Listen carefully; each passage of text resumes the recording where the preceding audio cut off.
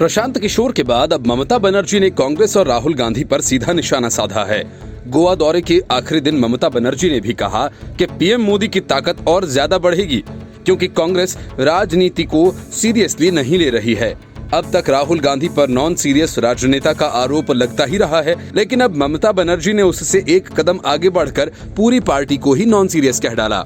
कुछ इसी तरह की बातें हाल ही में प्रशांत किशोर ने भी कही थीं कि मोदी को हरा पाना राहुल गांधी के वश में नहीं है और वे इस गलतफहमी में जी रहे हैं कि जनता पीएम मोदी को हरा देगी और राहुल गांधी अपने आप पीएम बन जाएंगे। असल में ममता बनर्जी की सीधी लड़ाई कांग्रेस से है। ममता बनर्जी की कोशिश कांग्रेस की जगह टीएमसी और पीएम कैंडिडेट की जगह खुद को स्थापित करने की है। इसलिए ममता बनर्जी ने कांग्रेस को तहस नहस करने के लिए पूरा जोर लगा दिया है। प्रशांत किशोर इस काम में पूरी तरह से उनके साथ हैं।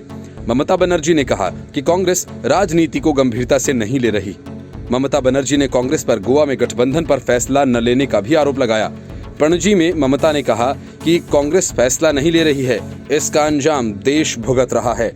ममता बनर्जी ने कहा कि मैं सब कुछ अभी नहीं कह सकती क्योंकि उन्होंने राजनीति को गंभीरता से नहीं लिया। कांग्रेस की वजह से मोदी जी और पावरफुल होने जा रहे हैं। अगर कोई फैसला नहीं लेता है तो उसके लिए देश क्यों खामियाजा उठाए। ममता ने कहा कि कांग्रेस को पहले मौका मिला था, लेकिन वे मेरे राज्य में भाजपा के बजाय मेरे खिलाफ लड़ रहे थे।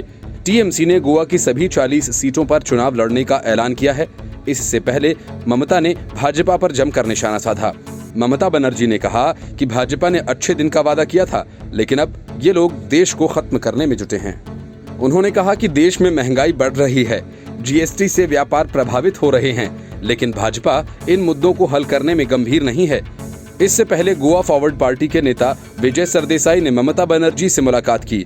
ममता बनर्जी से मुलाकात से पहले विजय सरदेसाई ने ट्वीट कर बताया कि पिछले 2 साल से भाजपा के खिलाफ मजबूत टीम गोवा बनाने के लिए काम कर रहा हूं। इस भ्रष्ट और सांप्रदायिक शासन को समाप्त करने के लिए विपक्षी एकता अहम है। चलो 2022 के बारे में गंभीर हो जाएं।